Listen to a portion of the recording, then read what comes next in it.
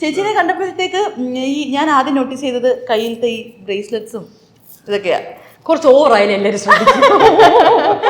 ഇത് ഓരോ സ്ഥലം ഞാനല്ല എൻ്റെ ജ്യോതിയുടെ അടുത്ത് പറയായിരുന്നു. ജ്യോതി പറഞ്ഞത് എന്ത് ചേച്ചി വാരി ഇട്ടിരിക്കുന്നത്. ഞാൻ പറഞ്ഞു കുറച്ച് ഓവറായാലും എല്ലാവരും ശ്രദ്ധിക്കും.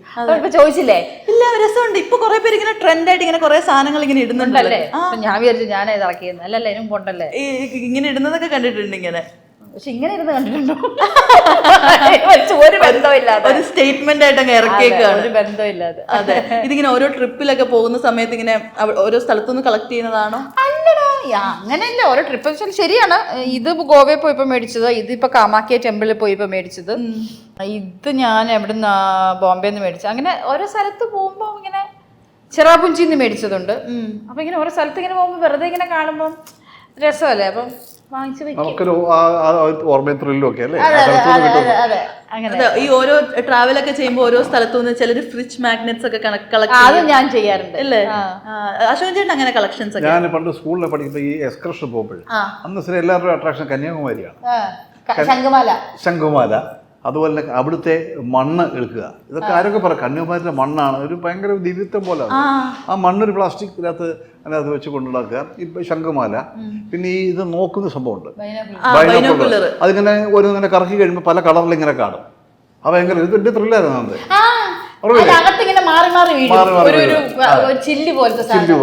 ഭയങ്കര രസമാണ്. അങ്ങനെ അത് ഞാൻ കണ്ടിട്ടില്ല. അതൊക്കെ അന്ന് പിള്ളേരുടെ സംഭവമാണ്. അടിപൊളി. കൊച്ചു പിള്ളേരൊക്കെ ആണെങ്കിൽ പോലും ഇന്നും എനിക്ക് ആ ത്രില്ലുണ്ടോ അതിലൊക്കെ. അത് ഭയങ്കര രസമാണ്. ഇങ്ങനെ ബൈനോക്കുലറാണ്. അതിങ്ങനെ തിരിക്കുമ്പോഴത്തേക്കും പല കളറാവും. ഇങ്ങനെ പറഞ്ഞ് തിരിഞ്ഞിട്ട് വേറെ കളറാവും.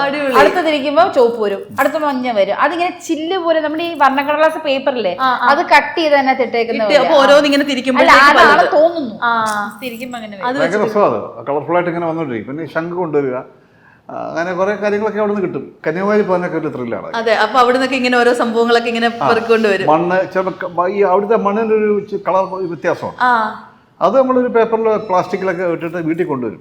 കന്യാകുമാരിയിലെ മണ്ണാണ്, നമ്മൾ ചന്ദ്രനിലെ മണ്ണാന്നൊക്കെ പറഞ്ഞ പോലെ സ്കൂളിലൊക്കെ അതൊക്കെ കൊണ്ട് പിള്ളേരോട് ഭയങ്കര സംഭവം അതൊക്കെ അന്നത്തെ ത്രില്ലാണ് അതൊക്കെ. അതൊക്കെ പിന്നെ കടലിൽ ഇറങ്ങാന്ന് പറഞ്ഞൊരു ത്രില്ലാണ്. പിന്നെ അതെത്രയൊക്കെയാണ് ആദ്യമായിട്ട് കടലിലേക്കാളും സമയം അതൊക്കെ.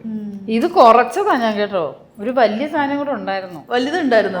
മോളുടെ അടുത്ത് ഇറ്റലി പോയപ്പോഴത്തേക്കും ഫ്ലോറൻസിൽ പോയപ്പം അവിടുന്ന് മേടിച്ച ഒരു സാധനം കൂടെ ഉണ്ടോ. അത് ഇങ്ങനെ കുറേ ഉണ്ട്. ഇങ്ങനെ അത് മാറ്റിയതാ. അത്ര ഓവറാ ഉണ്ടാക്കി. എവിടെ? ഇറ്റലിന്നോ? ഇറ്റലി പോയിട്ടുണ്ടല്ലേ? മോൾ അവിടെ പഠിച്ചേട്ടാ ഫ്ലോറൻസിൽ. ഇറ്റലിയും മഞ്ചേച്ചിയുടെയും കൂടെ എപ്പ വെച്ചാലും മോള് ഇറ്റലിയില്. ഞാനത് അവര് സ്കിറ്റ് ചെയ്തിട്ടുണ്ടായിരുന്നല്ലോ. മോള് ഇറ്റലി. ശരിക്കും ചേച്ചി എപ്പോഴും ഇറ്റലിയുടെ കാര്യം പറയാറുണ്ടോ? ഇറ്റലിയുടെ കാര്യമല്ല, മോൾ എവിടെയും ചോദിക്കുമ്പോ നമ്മൾ പറയില്ല ഇറ്റലിയിലാന്ന്. അതെ. അപ്പൊ മോൾ ഇറ്റലിയില്, അത് പിള്ളേര് വെറുതെ പറയുന്നതാ, അവിടെ കളിയാക്കുന്നതാ. അതെ. കാരണം ആ സമയത്ത് 2-3 പ്രാവശ്യം ഞാൻ ഇറ്റലി പോയി തിരിച്ചു വന്നപ്പോ ചേച്ചി ഇവിടെ പോയിച്ച് ഇറ്റലിയില്. ഓ ഇറ്റലിയില്. അപ്പൊ ഈ ഇറ്റലി എന്നുള്ള വന്നിട്ട് എന്നെ മോളെ കൂടെ കണക്ട് ചെയ്ത് അവന്മാരുണ്ടാക്കിയതാ സ്കിറ്റാ. അല്ലാതെ അങ്ങനെ ഇപ്പൊ ചേട്ടൻ ചോദിച്ചില്ലേ? അതെ. നമ്മൾ പറയുമ്പോഴത്തേക്ക് നമ്മൾ നാച്ചുറലി അങ്ങ് പറയുന്നത്. ഇഡ്ഡലി പിടിക്കുന്ന കൊച്ചു കാണ്ടല്ലാന്ന് പറയാൻ പറ്റും. സത്യം. അശോക് ചേട്ടാ, ഇപ്പൊ നമ്മൾ ഈ ശേഖരണത്തിന്റെ ഒക്കെ കാര്യം പറഞ്ഞില്ലേ, ഇതുപോലെ കുഞ്ഞുനാളില് ഉണ്ടായിരുന്ന കളക്ഷൻസ് ഒക്കെ എന്തൊക്കെയാ? ഇതേപോലെ ചില ഞാൻ കണ്ടിട്ടുണ്ട്, ഈ ബസ് ടിക്കറ്റ്സ് വെക്കുന്നവരെ, അങ്ങനെ റീചാർജ് കൂപ്പൺ വെക്കുന്നവരെയൊക്കെ കണ്ടിട്ടുണ്ട്. അങ്ങനെ ഉണ്ടായിരുന്ന കളക്ഷൻസ്? ഞാനൊക്കെ പിന്നെ അത് പലരും ചെയ്യുന്ന സ്റ്റാമ്പ് ശേഖരണം ഉണ്ടായിരുന്നു. പലതരം സ്റ്റാമ്പുകളൊക്കെ കാണുമ്പോൾ അത് വായിച്ച് ബുക്കിലോ എവിടെങ്കിലും ഒട്ടിച്ചിങ്ങനെ വെക്കുക. പ്രത്യേകിച്ച് കാര്യമൊന്നുമില്ല. അങ്ങനെയൊക്കെ ഒരു ഭയങ്കര ഇഷ്ടമായിരുന്നു അതൊക്കെ. പിന്നെ ഈ എക്സ്കർഷൻ പോകാന്ന് പറയുമ്പോൾ തന്നെ ഒരു വലിയ നമ്മൾ അമേരിക്കയിലെ പോകുന്ന പോലെ അന്നൊക്കെ. 100-100 അല്ല 10-200 കിലോമീറ്റർ ഉണ്ടോ എൻ്റെ സ്ഥലത്തും ചേപ്പാട് സ്ഥലത്തും ഉണ്ടാവും. പക്ഷെ പിള്ളേരെല്ലാം കൂടെ എക്സ്കർഷൻ അധ്യാപകരെല്ലാം പോകുമ്പോൾ അതൊരു വലിയ സംഭവമാണ് അന്നത്തെ. പിന്നെ അന്നത്തെ പിന്നെ പോകുന്ന വഴി നല്ല കൂൾ ഡ്രിങ്ക്സ് കുടിക്കുക.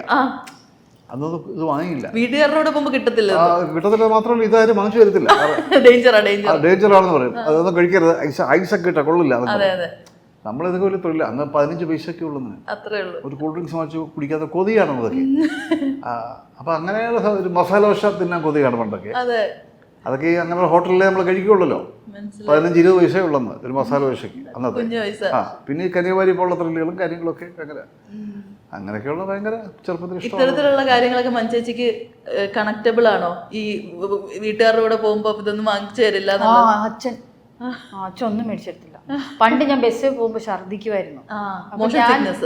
തിരുവനന്തപുരത്ത് അച്ഛൻ BSSCയിലായിരുന്നു. അപ്പൊ തിരുവനന്തപുരത്ത് സെറ്റിൽ ചെയ്തിരിക്കുന്നത്. എന്റെ സ്ഥലം ഏറ്റുമാനൂരാ. അപ്പൊ ഏറ്റുമാനൂർ വെക്കേഷന് പോകുമ്പോൾ മുഴുവൻ അച്ഛനെ ഒന്നാമത് ബസ്സിലേ പോവുള്ളൂ. അന്നത്തെ ഇതല്ലല്ലോ, അവരുടെ ഗവൺമെന്റ് കേന്ദ്ര സർക്കാരിലാണെങ്കിൽ പോലും ആ ശമ്പളം കൊണ്ട് ജീവിക്കുന്ന ഫാമിലിയാണ്. അപ്പൊ അത്രയും വലിയ, ഇപ്പൊ എനിക്ക് തോന്നുന്നു ട്രെയിനിനെക്കാട്ടിലും പൈസ കുറവായിരുന്നു ബസ്സിനോ. ഇന്ന് അത് കൂടുതലാന്ന് തോന്നുന്നു. ട്രെയിൻ അത്ര ഇല്ലെന്ന് തോന്നുന്നു. അപ്പൊ അന്ന് അങ്ങനെ ബസ്സിൽ പോകും. അത് ഞാൻ കയറിയ വോമിറ്റ് ചെയ്യും. എത്ര പറഞ്ഞാലും അച്ഛൻ കേൾക്കത്തില്ല ട്രെയിനിൽ പോകാന്ന് പറഞ്ഞാൽ. അങ്ങനത്തെ ഇതൊക്കെ ഉണ്ട്. പിന്നെ ഇവിടുത്തെ കൊണ്ടുപോകത്തില്ല. അച്ഛൻ പിന്നെ ചെറിയ പിശുക്കനും കൂടെ ആയിരുന്നു. ഇപ്പോഴും പിശുക്കുണ്ട്. നല്ല പിശുക്ക. അത് ഓരോരുത്തരുടെ ഒരു രീതി അല്ലേ, അതൊന്നും മാറത്തില്ലല്ലോ, പിശുക്കത്തരവും കാര്യങ്ങളും. കുറച്ച് പിശുക്ക് ജീവിതത്തിൽ വേണം. അതെ, കംപ്ലീറ്റ് അടിച്ചു പൊളിച്ച് നടന്നാൽ എന്ത് ചെയ്യും? ആവശ്യമെല്ലാം വേണം. അച്ഛൻ പിശുക്കും, ഞങ്ങള് പേഴ്സിന്ന് മോഷ്ടിച്ചു. ഞാനും എന്റെ അനിയനും കൂടെ. ഇത് എന്റെ പരിപാടി ഇതാ. സ്കൂളിൽ ഉച്ചക്ക് പിന്നെ ക്ലാസ് വിട്ട് കഴിഞ്ഞാൽ ഉച്ചക്ക് ഉണ്ണാനായിട്ട് നമ്മുടെ സ്കൂളിന്റെ അപ്പുറത്തെ ഒരു മൂലയ്ക്ക് ഈ ഐസ് ഫ്രൂട്ട് കച്ചവടമുണ്ട്. എല്ലാ സ്കൂളിലും ആളുകളുണ്ട്. ബില്ല് പിടിച്ചോണ്ടിരിക്കും. അപ്പൊ ഇത് അന്ന് ഒരു സ്റ്റിക്കിന് 5 പൈസയാണ്. 3 പൈസക്ക് നമ്മൾ അയാളെ കാല് പിടിച്ചാൽ 3 പൈസ സോപ്പിടും. 3 പൈസയുണ്ട്. കൊണ്ടുപോവാ, അത് തരും, അങ്ങനെ തരും. പിന്നെ മറ്റേ ഈ പാൽ ഐസ്ക്രീം ഉണ്ടെന്ന്, സേമിയൊക്കെ വെച്ച് അടിപൊളി സാധനം. അത് ഈ പൈസ ഉള്ള പിള്ളേരായിരിക്കും. 10 പൈസ പൈസ ഉള്ളവർ ഇഷ്ടം പറയും. 10 പൈസയാണ്, 7 പൈസക്ക് തരും. ഭയങ്കര ടേസ്റ്റ് എന്നൊക്കെ. അപ്പൊ ഇത് വാങ്ങിക്കാൻ വീട്ടിൽ തരത്തില്ല. അപ്പൊ ഞാൻ എന്ത് ചെയ്യുന്ന പറഞ്ഞാൽ അമ്മയുടെ കട്ടിലെ ഈ ബെഡിന്റെ അടിയിൽ അത് ചില്ലറ പൈസ ഇങ്ങനെ കൂട്ടി കുറച്ചൊക്കെ ഇട്ടു കാണും. അത് 5 പൈസ, 10 പൈസ, 25 പൈസ എന്നൊക്കെ പ്രശ്നം. ഞാനത് മോട്ടിച്ച് 10, 15 പൈസ, 5 പൈസ എടുക്കാൻ പേടിയുണ്ടാവും. ശരി, അത് മോഷണമല്ലേ, പേടിയാവും എന്നൊക്കെ അങ്ങനെയൊക്കെ വെച്ച് 10 പൈസ 15 പൈസ എടുക്കും. ഇതൊരു 2-3 ദിവസത്തേക്കുള്ളതാണ്. ചിലപ്പോൾ ഒരു ദിവസം കൊണ്ട് അത് തീരും. കൊതി സഹിക്കാൻ പിറ്റേ ദിവസം എന്ത് ചെയ്യും പിന്നെ അങ്ങനെയൊക്കെയുള്ള.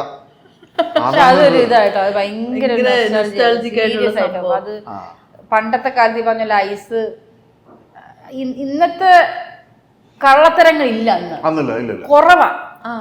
ഉണ്ടാവോ നമുക്ക് അറിയുന്നില്ലല്ലോ.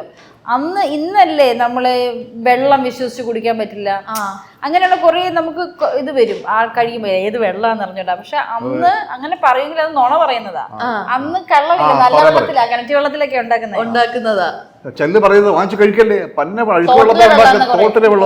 അതൊക്കെ ഞങ്ങളുടെ അടുത്തും പറഞ്ഞിട്ടുണ്ട്. ഈ സിപ്പൊക്കെ കൊണ്ടുപോകുമ്പോഴത്തേക്ക് തോട്ടിലെ വെള്ളം വാങ്ങല്ലെന്നൊക്കെ. അടിപൊളി. അങ്ങനെ ഒരുപാട് നൊസ്റ്റാൾജിക് ആയിട്ടുള്ള സംഭവം അതൊക്കെ പറയാൻ പറ്റില്ല.